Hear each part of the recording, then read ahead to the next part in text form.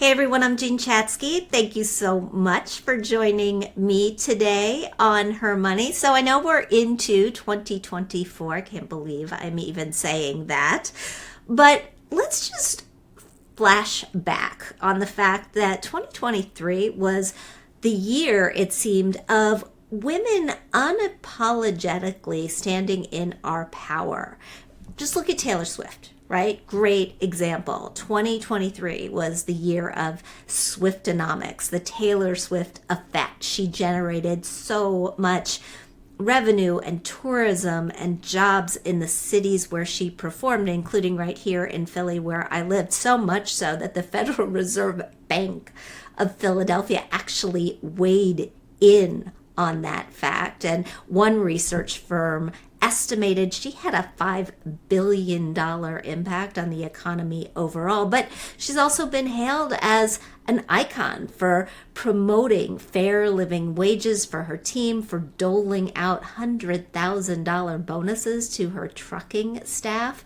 Clearly, Taylor Swift adored by millions of fans around the world. But she also is someone who I love because she's poked fun at her haters. She has just thrown it right back at them. I mean, you can hear it in her lyrics. In Anti-Hero, the lyric, "I'm the problem, it's me," and Karma, where she says karma for her is a good thing and asks, "Aren't you envious that for you it's not?" And of course, the fans go crazy for it. Well, Betches Media took a little bit of this idea that we should all celebrate being called powerful bitches, reclaim that word, and created an empire out of it, actually. The site started in 2011 as the Betch List, a constantly updating list created by 3 college roommates that described the loves and hates of any woman identifying human ballsy enough to call herself a betch. Fast forward 13 years, it is now the most influential female-focused humor brand on the market. The founders have been featured in many places, including Forbes 30 Under 30, and the brand was recently acquired for $54 million by Lad Bible this past October.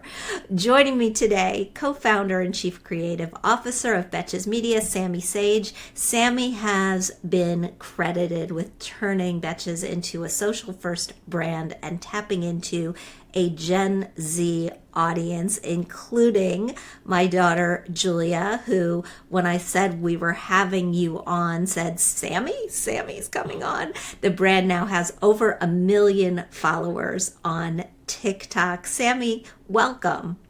Thank you so much for having me. That is such a flattering introduction. I really appreciate it. Oh my gosh, it's a pleasure.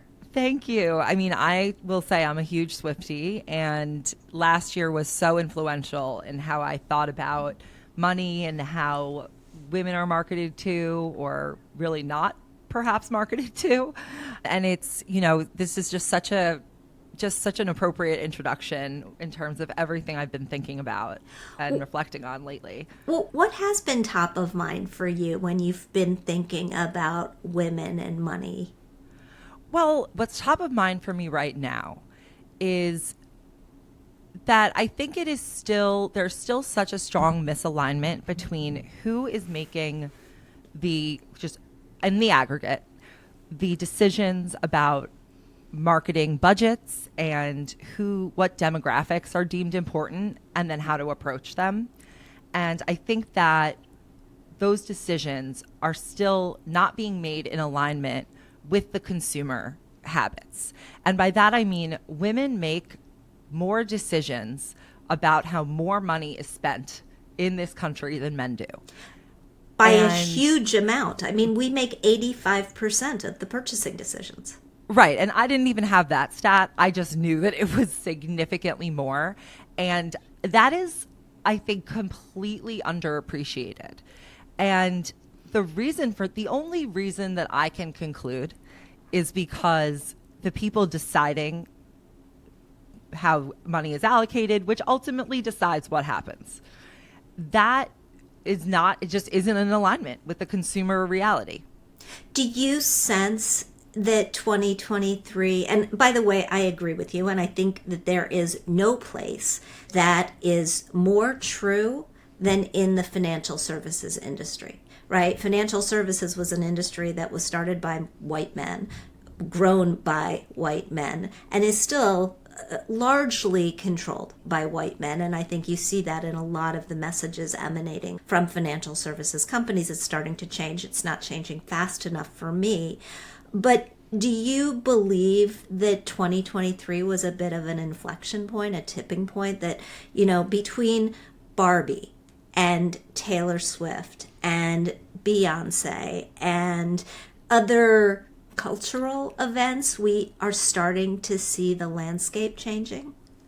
Yeah, I think absolutely. I think that now at least these are the top line talking points. Like you'll have a panel at an influential advertising conference about how the Barbie economy has changed everything. And the irony, I think, is that it's not that anything has actually changed as much as the broader narrative around it. And I think that people who are smart marketers and smart business owners will take this insight and actually apply it going forward, and not sort of get lost in the pendulum swinging back to, oh, women don't really spend that much money. They don't have that. I think that the conversation, it will always have a reaction. But overall, I think what moves things forward over time is that money used to not be something that people spoke about like ever. And I still think there's a little bit of like people are like a little sticky about it, a little bit euphemistic about it. And I think that people need to, one thing that has changed and should continue to change is transparency and honesty about finances. And I think there's a reason that there are reasons other than just like secrecy and privacy and convention that there's such so much weirdness around it.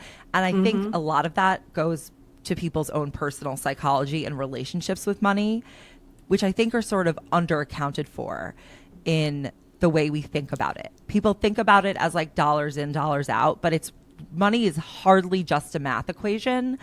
And there's so much more to this. So my feeling is that what's really shifted is that money is more prominent and allowable in the conversation. And I hope that's something that will continue to progress, because that is really what helps women in any sort of marginalized community around progressing with money. I agree with you. I think that one big reason that money has remained so murky for so long is that the wealthy have a desire to stay at the top and keep others out, right? And perpetuate inequality. But I also think that it is not just numbers on a page. It's the psychology of how you view those numbers on a page, what it means to you, and how you react to it emotionally and psychologically. And that's something that we all need to understand about ourselves. And so having these conversations is one way to get there.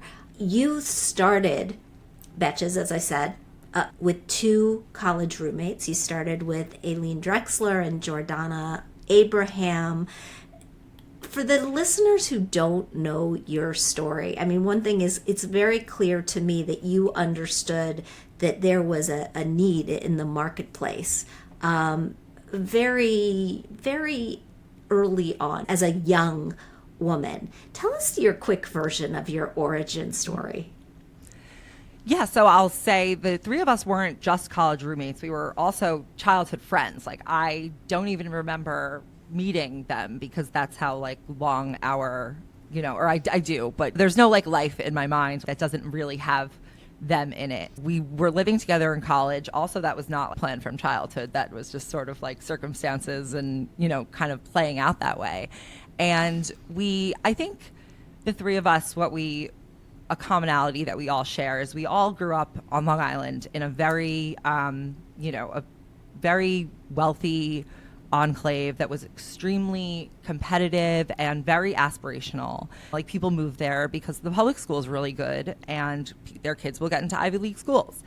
And that was sort of the premise of, that was the backdrop in which we all grew up.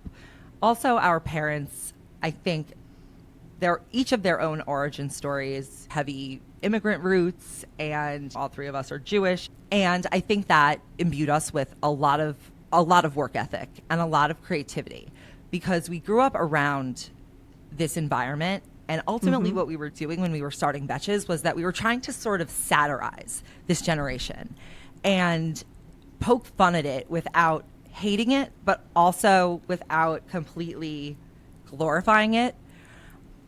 And the three of us bootstrapped this company. We've never taken investment, so that when we did sell last year, we were still the three of us owned 100% of it. I'll also say that, just by the way, we did not sell for $54 million. We sold for $24 million with a potential payout of up to $54 million. I only make that correction because I feel like these are the types of conversations that I think need to be fluid and accurate and not be afraid to be addressed. It's public how much we made. And Right. I think that rather than like, I wish that wasn't a known thing, I think opening up the conversation and destigmatizing conversation is always something that I am very pro. And to your point about the way people think about money, I've actually started to think about this as like almost an attachment, like the way there's attachment to, in relationships. I do believe there's like almost an attachment theory for money. And it comes from, it's something that's built very early. I think kids are aware about money and have a language around money before they're even like aware that they do. And I think it comes from how people around you talk about it, how they talk about getting it, how much they talk about it, what they talk about sacrificing for it. And when it comes to spending, like, do you hate to spend because like you feel that any money out is a loss? Or do you feel that like, oh, you spent this money, but you actually got something of value in return? And, there's all these questions around like fulfillment and contentment and work ethic. And there's so much that goes into it. And I think that's not how people talk about it. They talk about it like a budget or just like a pie of numbers. And that's not it. If you stick to that, you can move your finances in a certain way, but your relationship with money and how you feel about these things will not fundamentally change. You're absolutely right. And if you haven't read The Psychology of Money by Morgan Housel, you should 100% read that book because you are going to love it. Oh, I definitely will. I've been, I will say, like, with having sold the company, it's a long road. This wasn't an overnight thing where they're like, oh, here's the deal. There were calculations that went into the decision, but it was also like a decision that was based on more than just numbers. It was based on, do we want to have this be the sale after 13 years? Do we feel that this is the right value? Do we feel that the back end of the deal is a value that makes sense with the people we're selling to? And will we live in alignment with that? And will we like this relationship? And will it be good for the company? Will we be able to manage this company to have a good, smooth 3 years, and not ruin our lives with it, which were good. And that's why we were sort of like, we don't need to sell this. We only want to do it if it's really going to be additive and worth the fair value.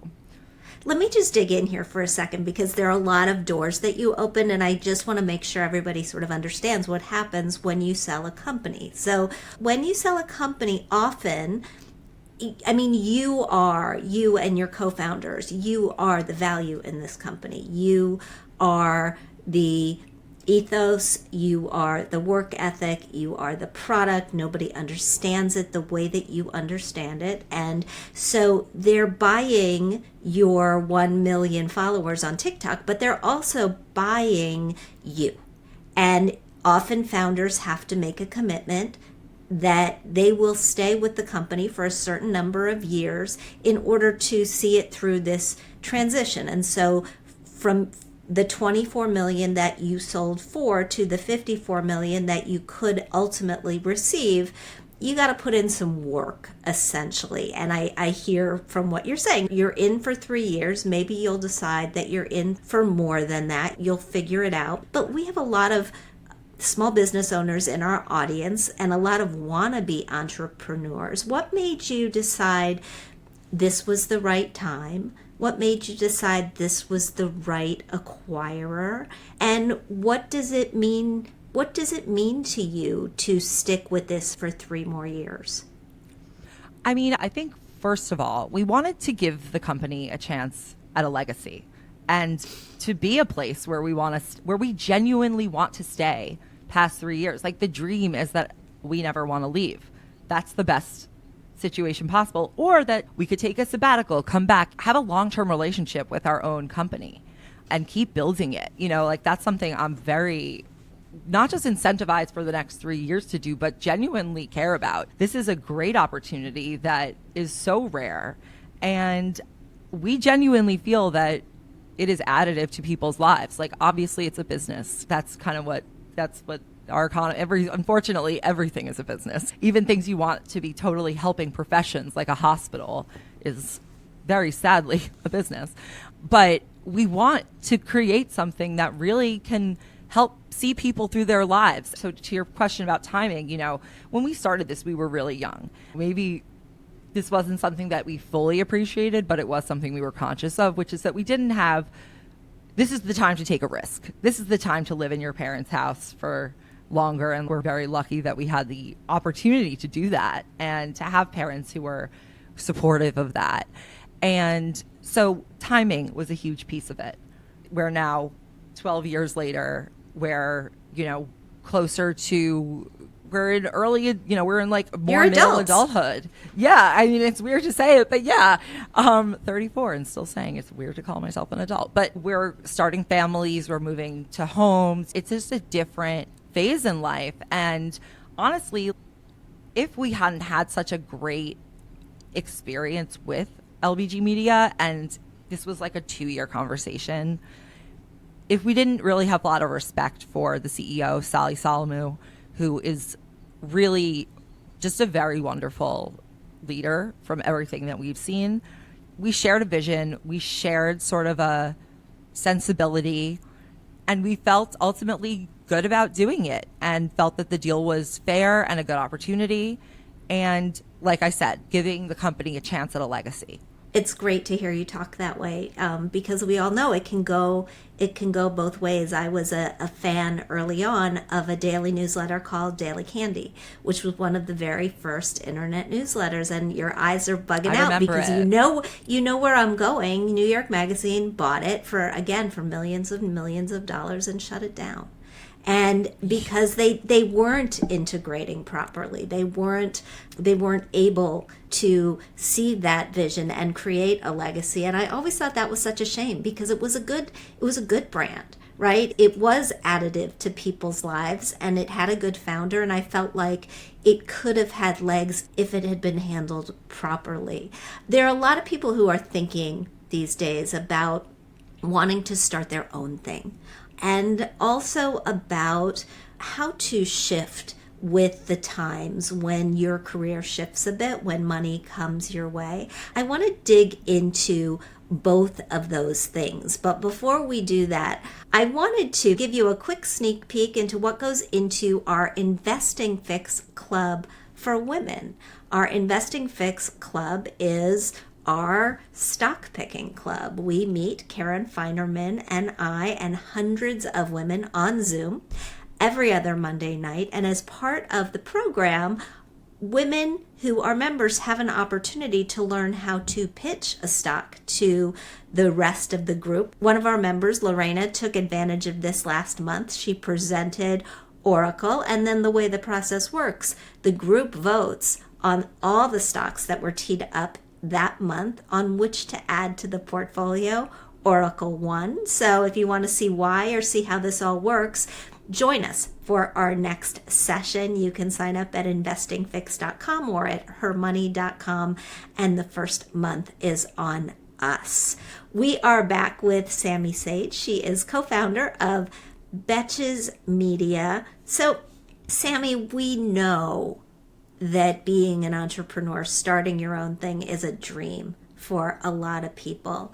What do you say to those women who are thinking, I've got this side gig, it's going really well, maybe it should be my full-time gig, or I've got an idea that I think is a winner, should I go for it? Well, I'll give you an answer that is very lawyerly, which is that it depends.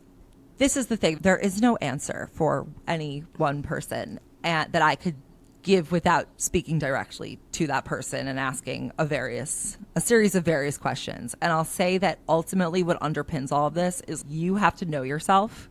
You have to be honest with yourself about who you are, why you're doing it, what the odds are, where you are in your life, what could you jeopardize, what impact is this going to have on your family, and what could the payoff be? And by the time that payoff comes, will you have ruined your life by then? It's kind of the most dire way of looking at the question. Like if you're someone who is a compulsive gambler and you look at the business you're starting like another gambling bet, and you gamble your kids' tuition, you are kind of blowing up really fundamentally important things. And I think that those are the things that hold people back. Most people who are, they don't want to jeopardize either their relationship or their lifestyle or their time with their family or the time with their family at the present stage. And I think you also have to know the ins and outs of your business. Is there really demand for you to make this bigger? Are you the person? Do you know how to do it? Do you have the time? When you turn something from a side hustle to a main hustle, are you going to get as much out of it as you do now? Like maybe you like it because it's a side hustle and it gives you a little extra money. And when it's your lifeline, you might feel very differently about it. And you're doing it every day. And I also think right now there's a huge trend of like people monetizing their hobbies. That's very millennial and younger, because I'm not going to get into like the structural issues within, how much young people make versus older people make, or, all that generational stuff. But I do think there is sort of this like tendency to monetize your hobbies, and people tend to find that ruins the actual hobby, because you don't end up just doing that thing. If your hobby is pottery and you want to start a pottery business, you're actually spending a lot more time on like the administrative and the legal and your finances and setting up a shop and inventory and your website maintenance than you are the pottery. So like doing side deals with your friends to sell your pottery is probably fun and easy, and like maybe it could be a thing, but being Mrs. Pottery is like a different story. So it's, there's all these calculations, and you have to kind of know how to balance those factors. I was flashing on how at one point in my life I thought that I actually might want to be a food writer. And so I went, because I love cooking and I love entertaining, and I went to cooking school, spent 6 months in cooking school, and came out knowing 100% that I did not want to be a food writer, because I just didn't want to spend my entire day doing it. Like I like it because it's something that I do to unwind late in the afternoon or early evening, but getting up and having to do it all day, every day, totally not for me. Exactly. That's exactly it. And even if you started like a little food blog and that could maybe make you a little extra cash, like that being your bonus versus it being your, oh, I have to do this. Now I'm living off this money a little bit and I rely on it. And, it brings it to a different place. So I think imagine all the possibilities, but also imagine not, what it could really be. You started your business with 2 lifetime friends, as you described them. Is starting a business with friends something that you would recommend to other people? I'm going to give the same lawyerly answer, which is that it depends. And it simply does. I think it depends on the friendship. It depends on the person and you. And I think there are a lot of questions you could ask yourself, like how strong is this trust and how much is it based upon? Again, we didn't start this as a business. So it's not like I said, oh, these are my 2 business partners. Right. It's like, these are my friends, and we figured out how to be business partners.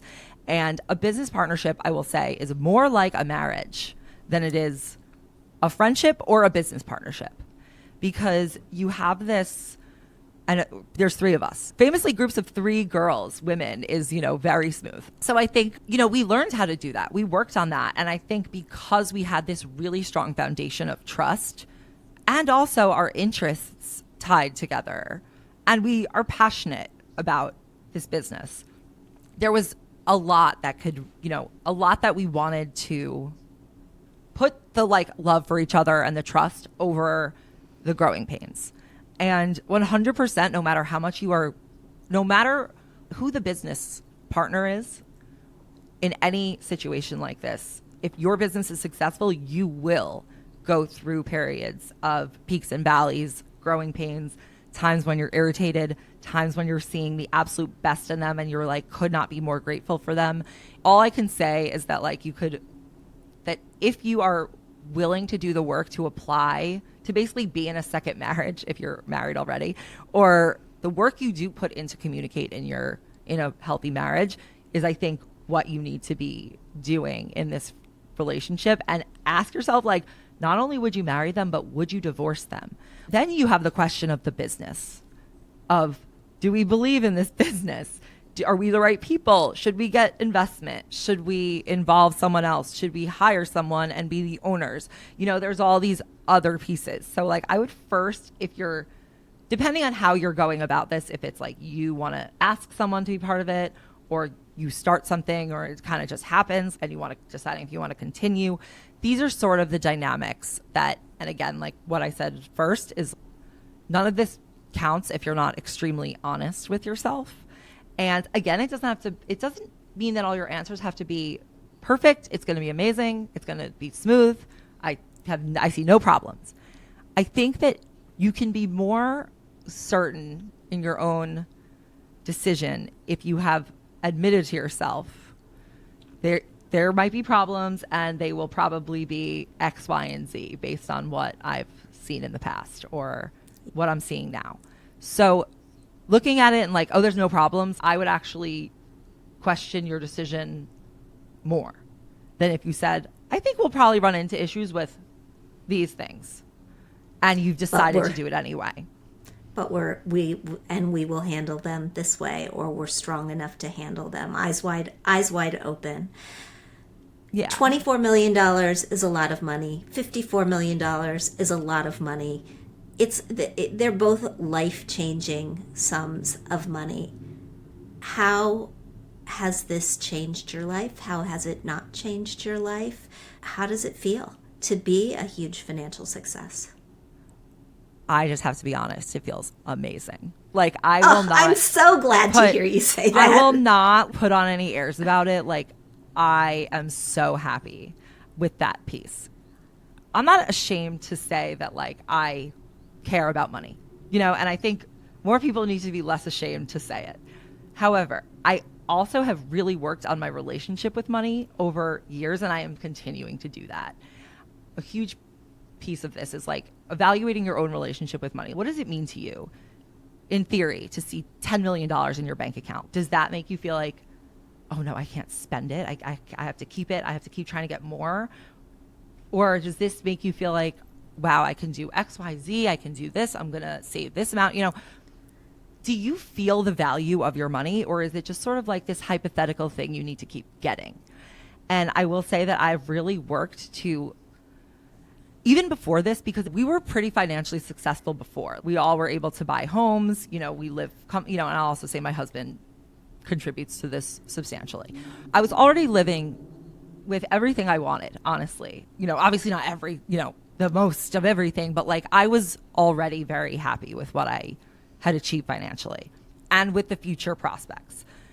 Now I feel just thrilled, and I am motivated to earn more money, but I still feel the same level of contentment. But that's something I worked to feel and have really evaluated. So as we wrap this up, and I could talk to you forever on this topic, I could but too, yeah. I think that there are a lot of listeners who are going to want to know, how did you do that? Right?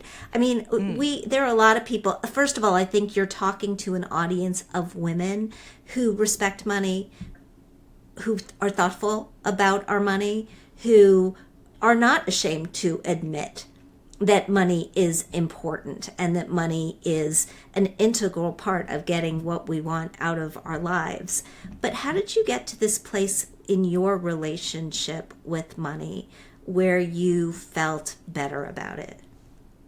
So I would say there's a few pillars of this. One is that it's evaluate how your relationship with money is tied to your childhood and how you relate it to like achievement and what counts as enough, and like what did you actually feel like you lacked, and try to recall how your parents spoke about it. What did they care to spend on?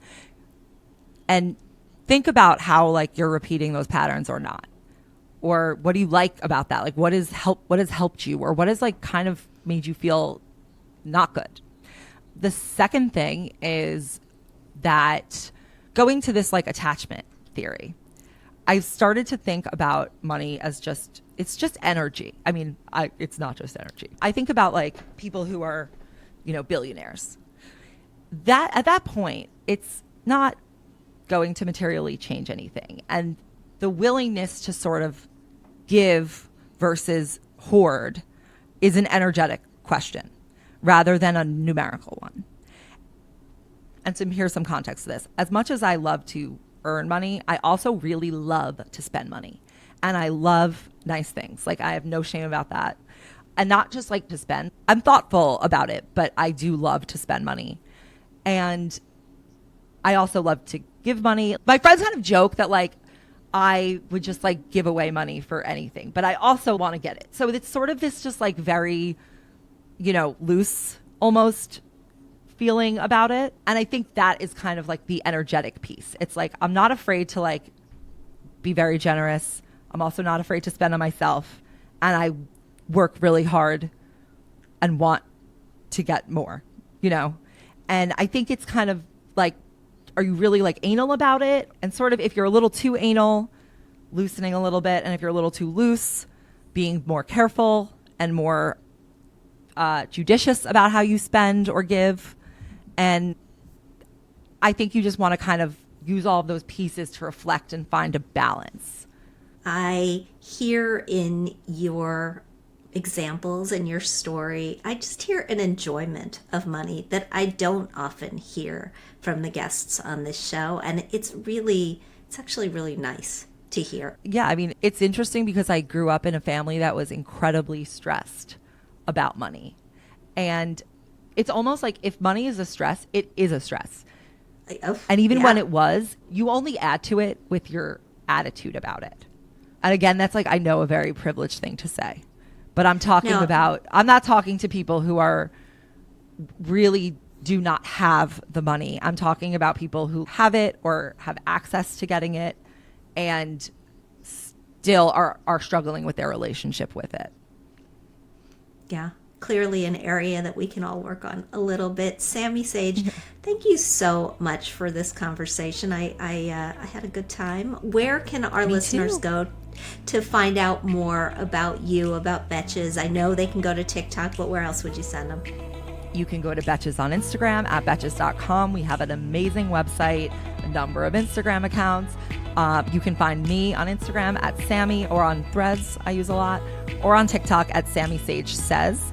And then I do a daily podcast called The Morning Announcements, where I break down each day's news headlines in 5 minutes-ish and add my own little commentary. And, it's just a really easy, quick way to get the news that's light and not so scary and get it done.